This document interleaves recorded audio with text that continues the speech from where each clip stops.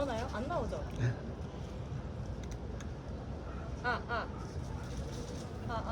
마이크 좀 봐주시겠어요? 마이크가 나오나요? 춥진 않으신가요? 일단 이건 나온 거. 네, 이건 나오는데. 됐습니다. 자, 오래 기다리셨습니다. 레코드 페어 스페셜 토크 DJ 소울스케이프 편. 저는 진행을 맡은 음악평론가 김윤하라고 합니다. 반갑습니다. 조금 시간이 늦어지기는 했는데 그래도 즐거운 마음으로 기다려주셨죠? 네, 오늘 DJ 소울스케이프님과 함께 귀한 시간 나눠보도록 하겠습니다. 오늘 이 서울 레코드 페어와 함께 발매가 된, 아쉽게도 사고가 있었다고 알고 있기는 한데, 그래도 어쨌든 발매가 된 귀한 앨범 180, 저 이거 180g 비트라고 항상 읽는데 네. 괜찮나요? 네. 그쵸? 네. 180g 비트 앨범에 관련되어 있는 이야기들 같이 나눠보도록 하겠습니다. 자, DJ 소울스케이프님 인사 부탁드리겠습니다. 안녕하세요. 일단 레코드도 늦고 저도 늦었네요. 죄송합니다.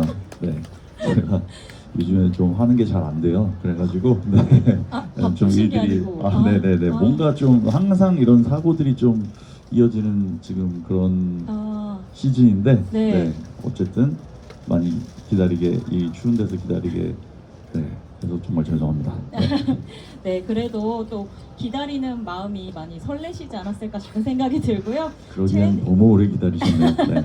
제가 최대한 토크 귀한 시간이긴 하지만 줄이고 여러분들과 같이 면대면으로 얘기 나누시면서 사인 받으실 수 있는 시간 마련해 드리도록 하겠습니다. 사실 제가 오늘 이 토크 준비하면서 앨범 언제 나왔었지 하고 날짜를 찾아보니까 2000년 네. 10월 네, 이더라고요. 사실 LP가 나왔던 건 9월이었죠. 9월이었어요. 네, 이게 정확히 그 10월이 아마 그때는 이게 이제 발매라는 게 CD 기준으로 맞아요. 이렇게 잡혀 있어서 네. 그리고 그때 이제 LP가 발매됐을 때는 인지도 안 붙였거든요. 왜냐면 그때는 이제 바이닐 릴리즈가 없을 이렇게 네네. 공백기여서 맞아요. 저작권협회에 제가 알기로 등록을 할 때 그 바이닐 LP 그 항목이 없었다고 알고 있어요. 그래서 9월에 먼저 바이닐이 나오고 그리고 10월에 CD가 발매된. 그리고 그때는 약간 음원 서비스 이런 게 없을 때여가지고 네. 너무 옛날인가요? 그러니까요. 네. 그래서 그 음원이 등록되고 이런 날짜가 좀 다 조금씩 다르게 이렇게 기록돼 있긴 하더라고요. 네. 그러면은 지금 온라인에 등록되어 있는 10월이라는 날짜는 CD 기준. 제가 알기로는 그렇습니다. 그렇군요. 그때 안 태어나셨던 분들 손 들어 보시겠어요? 역시 절반 이상 저는 이럴 거라고 예상을 하고 있었습니다. 사실은 이 정도로 정말 좀 역사와 전통이 있는 앨범이 저는 180g 비트라고 생각이 드는데요. 안 그래도 제가 처음 여쭤보고 싶었던 건 이제 워낙 4반세기 전의 일이니까 당시의 상황이 좀 궁금해서, 근데 진짜 4반세기 25년 전이어서 어떤 상황인지가 좀 궁금했는데 이미 살짝 말씀해주신 대로 LP도 스트리밍도 좀 낯설 때였고 네. CD 정도 이제 많은 분들이 구매를 하실 때였어요. 그리고 아무래도 뭐 많이들 이제 정보 찾아봐서 아시겠지만 당시에 국내 이제 뭐 블랙뮤직, 흑인 음악씬이 막 태동이 되던 시기여서 뭔가 여러모로 굉장히 센세이션한 앨범이었다는 기억이 납니다. 그리고 저도 사실 그 쇼앤프로브라고 거기 출신이에요. 그 버벌진트와 뭐 정인 뭐 이런 데프콘 낯설로 유명해진 이런 분들이 있었던 곳 출신이어서 당시에 진짜 좀 뭐랄까요, 좀 시끌시끌했던 기억이 많이 나요. 기억하시나요, 그 당시 분위기? 네, 기억하죠. 어떠셨어요? 근데 그때가 좀 굉장히 그 특히 약간 언더그라운드 쪽에서는 뭐 힙합뿐만 아니라 여러 가지, 예를 들면 이제 홍대에 뭐 그런 홍대를 시작으로 해서 그런 인디 락이나 그런 씬 자체가 형성된 지 이제 몇 년이 지나기도 했고 네네. 거기에 대한 에너지가 굉장히 좀 많이 올라와 있을 때여서 뭐가 나와도 이상하지 않을. 아. 그러니까 그때 그리고 그런 단체들이나 이제 뭐 마스터 플랜 비롯해서 공연장들도 많이 있었고 네. 오히려 지금보다 그런 어떻게 보면 그 절대적인 크기로는 좀 작을 수 있지만 그 안에서의 뭔가 에너지가 굉장히 넘치던 시기였던 것 같아요. 아 맞아요. 그 네. 뭐 PC통신 동호회 뭐 그런 이런 것들도 것들 있고, 엄청 네, 많았고. 네, 뭔가 굉장히 그 뭐라 그래야 될까요? 좀 사람들이 그런 기대를 많이 가지고 있는, 맞아요. 네, 예를 들면 음반점들이나 뭐 그때 뭐 포플 레코드나 뭐 이런 데 다 상하 아시겠지만, 레코드 네, 막 상하나 네, 뭐 그쵸. 다 아시겠지만 가보면 정말 한국 인디 뮤직이라든지 이런 전반 장르를 떠나서 그런 것들에 대한 기대치가 굉장히 올라가 있는 상황이었고 네. 그런 것들에 대한 관심도도 굉장히 높은 시절이었던 걸로 기억합니다. 네. 그렇다면 사실 뭐 이름부터 이미 DJ가 붙어 있는 분이기 때문에 너무 당연하다고 느껴지기도 하는데 사실 흑인 음악 씬에서는 그때도 지금도 가장 많이 주목받고 나오는 건 MC들이었고, 그러니까 래퍼들이었고 아니면 뭐 비트메이커, 아예 프로듀서 쪽으로 나가는 분들도 굉장히 많았던 걸로 기억이 나요. 네. 근데 DJ라고 하면 저는 그때 뭐 DJ 웩스님 같은 네네네. 약간 진짜 그 네. 삐끼삐끼 뭐 이런 네. 정말 네. 수준의 비트메이킹 같은 걸 하시면서 좀 뭔가 씬에서 샤라웃을 받는 분들이 많았던 기억이 나는데 그 안에서 DJ로서 이런 약간 프로듀서로서도 어느 정도의 발이 걸쳐져 있는 정규 앨범을 발매하고자 했던 욕심이 나셨던 이유 혹은 이 앨범을 기획하게 됐던 계기 이런 게 있으실까요? 전 한편으로는 약간 야 DJ들도 뭐 좀 보여주자 이런 마음은 없으셨을까 싶기도 하고. 아, 네, 물론 그런 것도 있었죠. 어. 네, 그리고 그때는 이게 뭐 지금 말씀하신 것처럼 당연히 래퍼들이나 이렇게 뭐 MC들 이런 네. 쪽에 굉장히 포커스가 많이 가 있었고, 근데 또 한편으로는 DJ들이 항상 공연마다 모든 어떤 공연을 해도 네. 그 예를 들면 랩 공연이더라도 항상 DJ가 있었어요. 그러니까 DJ랑 MC들이 같이 이제 공연을 한다는 개념이 되게 네. 당연하던 시기였기 때문에 뭐 공연을 한다고 하면 예를 들면 그런 거예요. 오늘 누구 어떤 아티스트들이 공연을 한다라고 하면 그 아티스트들이 DJ한테 그날에 이제 호스트 DJ가 있는 거죠. 네네네. 호스트 DJ한테 공연을 할 음악들을 전달을 해주면 그걸 가지고 같이 얘기를 해서 셋을 짜고 공연을 하고 뭐 이런 식이었는데 대부분의 경우가. 근데 그러면서 저뿐 아니라 많은 DJ분들이 그런 생각을 하게 된 거죠. 이게 DJ는 항상 그 뭔가 공연이나 공연장이 됐건 어떤 이런 힙합 씬 안에서 되게 이렇게 뒤에 서 있는 맞아요. 역할을 하는 사람인데 네. 근데 사실 그런 DJ들에게도 그런 뭐라 그래야 될까요? 그런 것들을 보여주고 싶은 뭐 창작이 욕구라- 있고 네, 그런 그리고 새로운 것? 네, 그리고 그 당시에 또 모든 DJ들이 힙합 쪽에서는 당연하게도 뭐 프로듀싱이나 이런 쪽에 같이 비트메이킹 이런 쪽에 그쵸. 같이 발을 걸치고 있었고 또 한편으로는 그 당시에는 이제 턴테이블리즘이라는 개념 자체가 되게 이제 신선하게 그쵸. 많은 사람들에게 또 어필을 하던 그런 시기였어서 네. 그런 것들이 자연스럽게 이렇게 모아지면서 뭔가 그 DJ들이 가지고 있는 그 뭐라 그래야 될까요? 좀 표현 방식이라는 게 어느 정도 많이 이제 개발이 되던 시기였던 것 같아요. 네. 발전이 되고 그래서 아. 그걸 자연스럽게 음반이 됐건 어떤 쇼 형태가 됐건 공연이 됐건 그렇게 담아내는 것을 좀 많이 추구하던 시기였던 것 같아요. 그러니까 그게 한국의 그런 힙합 씬이나 인디 씬뿐 아니라 전 세계적으로 그게 아. 가장 높았던 시기인 것 같아요. 90년대 이제 후반에 그런 턴테이블리즘 관련된 그런 크루들이 많이 등장하고 그런 DJ들도 많이 이제 나오게 되고 관련된 음반들이라든지 그런 공연들도 굉장히 활발했던 시기였거든요. 그래서 그런 시대에 좀 영향을 많이 받지 않았나. 네, 저도. 그럼 확실히 그런 어떤 글로벌한 움직임 같은 것들에도 영향을 많이 받아서 DJ의 길을 택하신 것도 있으실까요? 그렇죠. 네. 그러니까 왜냐면 힙합 뭐 이렇게 음악 관심 가지면 보통 눈에 띄는 MC 같은 거 하고 싶어 할 만하거든요. 네네네네. 한 번도 해보고 싶으신 적 없었나요? 일단 시작을 하게 된 계기가 정말로 네. 그 음반들을 듣고 그리고 그 당시에 그런 DJ들이 그런 지금도 있는데 DMC라는 이제 대회가 있어요. 배틀 대회를 하면 그 대회의 영상을 이렇게 비디오로 아, 해서 VHS. 네네네네 VHS를 이렇게 네.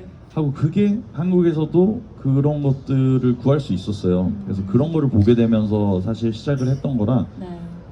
솔직히 처음에는 랩에는 정말 별로 관심이 없었어요. 그러니까 왜냐면 그 당시에는 그런 인스트루멘탈 힙합이라든지 그리고 뭐 영국이나 좀 유럽 쪽에서 트립합이라든지 그런 덥 관련된 그런 음악들이 막 쏟아져 나오던 시기였고 거기에 오히려 더 영향을 많이 받았었기 때문에 그래서 크게 그 다른 사람들이 이렇게 랩에서 시작했다가 이렇게 방향을 하거나 맞아요. 이랬던 건 아닌 것 같아요. 자, 깔끔한 외길 인생을 걸어오시게 되었는데 이 앨범이 당시에 그럼 이제 어떤 외부적인 그런 배경도 있을 거고 그리고 빠르게 자신의 길을 찾은 소울스케이프님의 어떤 결과물이기도 했던 것 같은데 지금은 완전히 이제 씬의 전설적인 앨범이 됐지만 당시에 발매되자마자는 약간 그렇게까지 막 여러 사람이 주목하지는 않았었다는 비하인드 같은 것들이 좀 돌아다니기도 하더라고요. 네. 앨범이 나온 이후에 한 6개월, 1년 정도 사이에 벌어졌던 일들 혹시 기억하고 계시나요? 사실 저는 앨범이 나오고 네. 바로 이제 군대를 가가지고 솔직히 기억을 못합니다. 기억을 못하고 네, 그리고 심지어 제가 그때는 인터넷으로 막 빨리 검색을 하거나 이러기도 좀 어려운 그렇죠. 시기였죠? 인터넷이나 스마트폰이 없던 시대였기 때문에 네, 이게 뭐 어떤 뭐 앨범이 예를 들면은 뭐 네. 얼마나 팔렸는지 뭐 아니면 뭐 사람들이 이 앨범에 대해 어떻게 얘기를 하는지 이런 네. 거를 모르던 시기였죠. 네네. 네, 그래서 저는 앨범이 나오고 잘 몰랐는데 이렇게 휴가 나오고 이렇게 하면서 네. 그때 이 앨범을 발매해 주셨던 마스터 플랜의 그 이중현 사장님한테 네. 근데 그때는 사실 CD나 이런 실물 음반이 많이 팔리던 시기였어요. 그쵸. 아직은 좀 팔리던 네네네네. 시기였죠. 그래서 네. 지금의 기준으로 치면은 뭐라 그래야 될까요?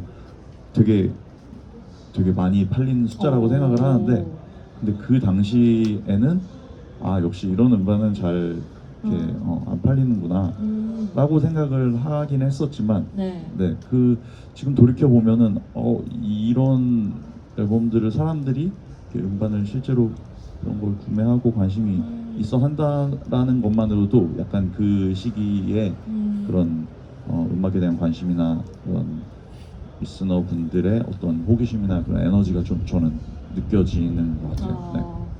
아무래도 선구자적인 위치에 있기는 하시지만 당시에 해외 사례는 차치하고라도 국내에서는 사실은 DJ가 이렇게 전면에 나서서 뭔가 앨범을 내는 경우가 그렇게 많지는 않았던 기억이 나거든요. 네.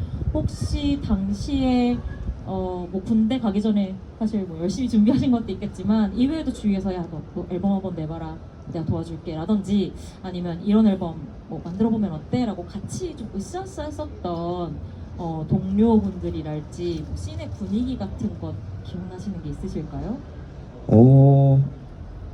그래도 그때는 뭐 제가 곡을 뭐 쓰기도 했었고 네. 그리고 여러 다른 아티스트들 주로 뭐 이렇게 DJ로 참여를 하긴 했었지만은 그러면서 지금이랑은 조금 다르게 그 당시에는 이제 그 음반 작업을 당연히 뭐 집에서 먼저 이렇게 작업실에서 베드룸 그런 스튜디오에서 작업을 하긴 하지만 네. 그런 음반들을 녹음하고 제작하고 할 때 항상 좀 다니던 스튜디오들이 있었어요. 그 스튜디오 중에 제가 작업을 가장 많이 했던 곳이 이제 난장 스튜디오라고 예전에 대학로에 네. 있었던 요즘 네. LP 많이 찍으시지 않나요? 난장고죠? 거기랑 아마 다른 곳일 그래요? 거예요. 네.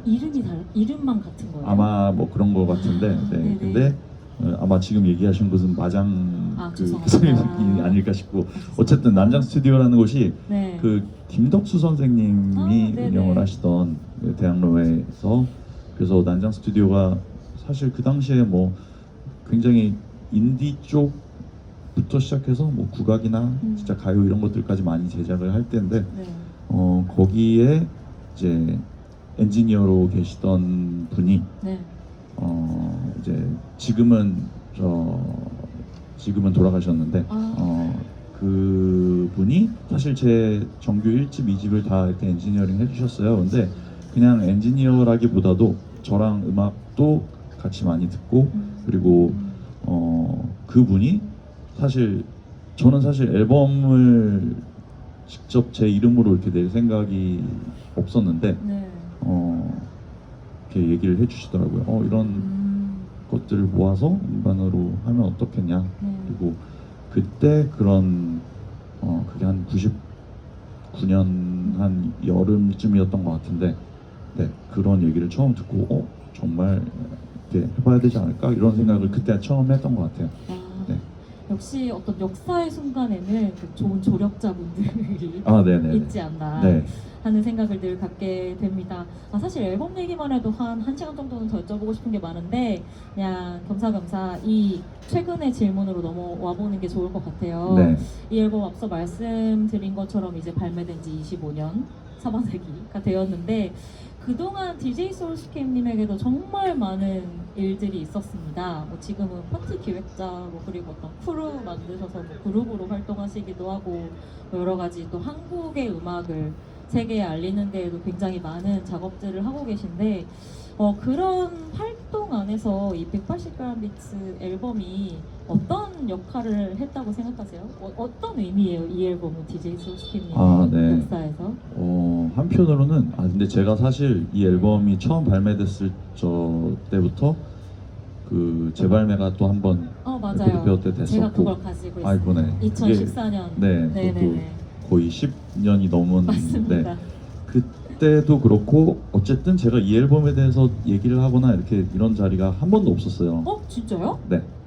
그게 왜냐면 이 앨범에 대해서 저는 항상 지금도 그런 마음이 조금 있긴 하지만 정말 어렸을 때 아무것도 모를 때 그 뭐라 그래야 될까요? 이게 잘 무식하면 용감하다고 네. 이 기술적으로나 뭐 이렇게 그런 완성도가 있는 거를 갖추던 시기가 아닌데 네. 정말 그냥 태도 하나로 만든 작품이라는 생각이 들어서 네. 되게 오랜 시간 동안 이게 이 음반이 좀 더 그런 거죠. 그러니까 좀 더 내가 갖춰졌을 때 더 지금보다 그 당시보다 조금 더 이렇게 배우고 더 많이 성숙했을 때 앨범을 낼 걸이라는 솔직히 후회 아닌 후회를 많이 가지고 있었거든요. 약간 아픈 손가락 같은 건가요? 네, 그때는 정말 그랬어요. 그래서 이 앨범에 대해서 이렇게 이야기하고 할 때도 한편으로는 되게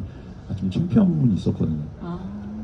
근데 그 시간이 이렇게 지나오고 나면서 보니까 사실 그 앨범 자체의 내용이나 이거의 뭐 완성도 이런 게 중요한 게 아니라 지금은 좀 그런 생각이 들어요. 이 앨범 때문에 이런 좀 새로운 세상을 또 만나게 됐고, 그러니까 제가 뭐를 뭐 잘 만들고 뭐 하고 이래서가 아니라 이 앨범 자체를 좀 좋아해 주시거나 의미를 부여해 주시는 분들이 있어서 어떻게 보면 그 빚을 지고 약간 지금까지 이거를 DJ를 해오고 있다는 생각이 들거든요.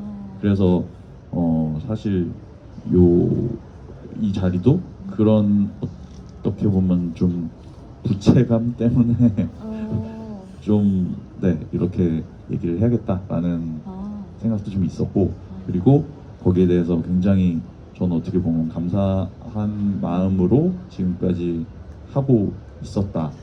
네, 그런 생각이 들어요. 그래서 이 앨범 자체가 저한테는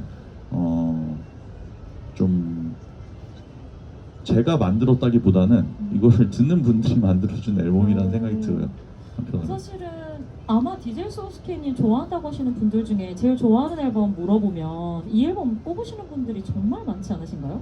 그리고 제가 알기로 뭐 100대 명반 이런 데도 항상 이 앨범이 수록이 되어 있는 걸로 알고 있는데 그런 풍경을 보시면서는 25년 동안 어떤 마음이셨어요? 약간 그 뭐라 해야 되죠? 좀 불안함이 있었죠. 아 이거 들키면 안 되는데 뭐 네, 이런 거요? 네. 아 이게 진짜 이거를 네 이게 아.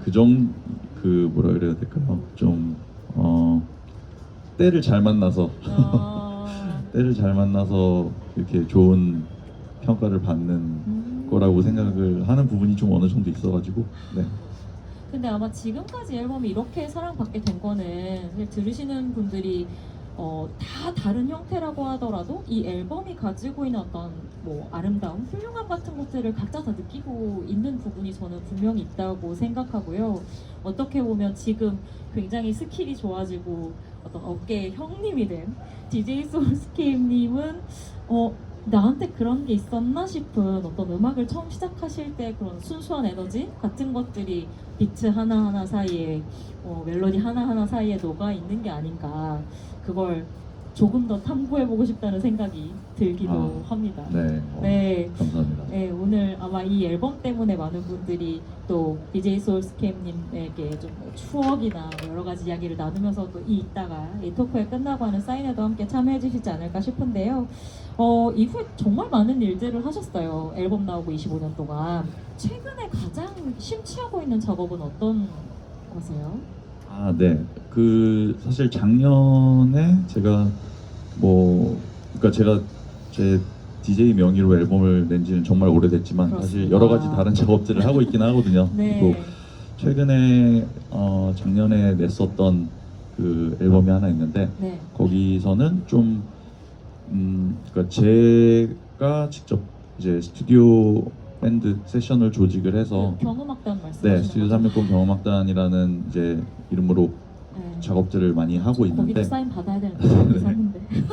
네, 사실 작년 올해 뭐 최근 몇 년 동안 그 작업을 많이 하고 있었어요. 근데 네. 이게 어떻게 보면 이제 한국 음악이라든지 특히 이게 한국의 좀 옛날 레코드들이나 이런 것들을 모으면서 시작을 하게 된 되게 오래된 그런 프로젝트의 네. 연장선이기는 한데 그 작업을 좀 많이 하고 있었고 네.